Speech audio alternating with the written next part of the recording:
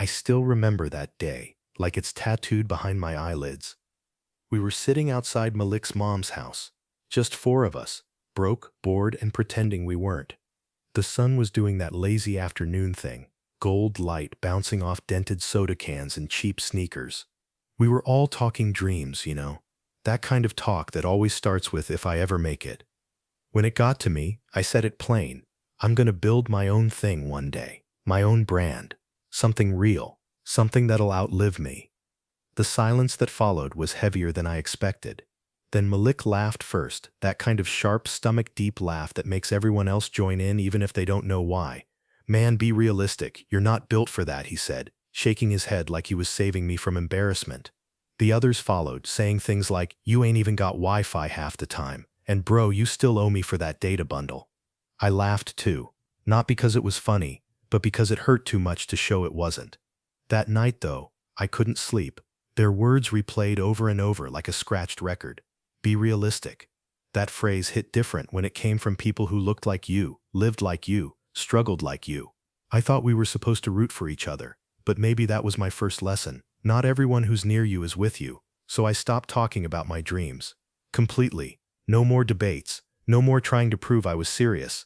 I just started working, quietly. At first it was messy. I was doing everything from learning graphic design on a cracked phone screen to watching YouTube tutorials on branding and e-commerce, until my eyes burned. I sold old sneakers, washed cars, delivered food, whatever could pay for my laptop. There were nights I worked under streetlights because power was out again. Nights I ate bread and water because I had to choose between food and Wi-Fi. And every single night I told myself, they don't have to believe in you, just make them remember you.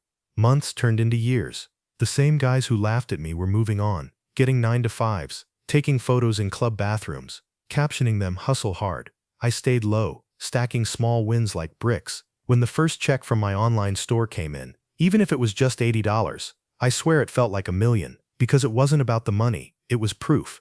Proof that I wasn't crazy for believing in myself. Then things started moving. My designs began trending on local pages.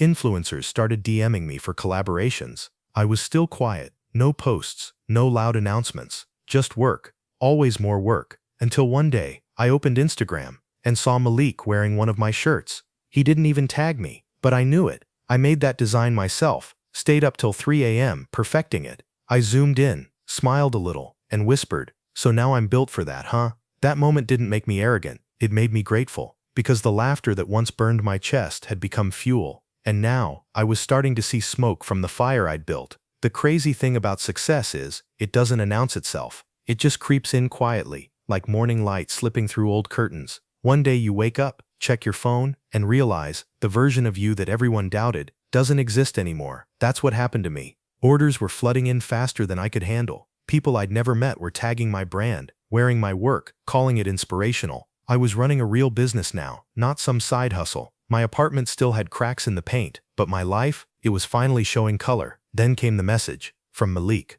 It was 2:17 a.m. I remember because I was still awake, printing shipping labels. The text said, "Bro, you're killing it. I always knew you'd make it. Proud of you, man." I stared at the screen for a long time, not angry, not even bitter, just quiet, because that was the same man who'd once told me I wasn't built for that. The same laugh that used to echo in my head while I worked under flickering streetlights. I didn't reply, just locked my phone and went back to work. The next week my name started popping up in their posts, Instagram stories, group photos, captions like "my day one doing big things." At first I thought maybe I was being petty for feeling annoyed, but the more I saw it, the clearer it became. They weren't proud of me, they were proud to be associated with me. There's a difference. At one point, a big podcast invited me to talk about my journey. When I posted the promo, Malik tagged me again, this time on his story, writing, "That's my guy right there. Been supporting him since day one." I laughed out loud, because the truth was, I remembered who laughed first. Still, I didn't expose him. I didn't correct the lie. I didn't post receipts or tell anyone about the nights I starved to fund my dream. Why? Because silence is the loudest revenge. See, success doesn't always need noise. It doesn't need a speech or a clapback. Sometimes, it just needs you to keep shining while everyone else sits in the dark they created for you. Months later, I was invited to a local business award show. My brand was nominated for Entrepreneur of the Year.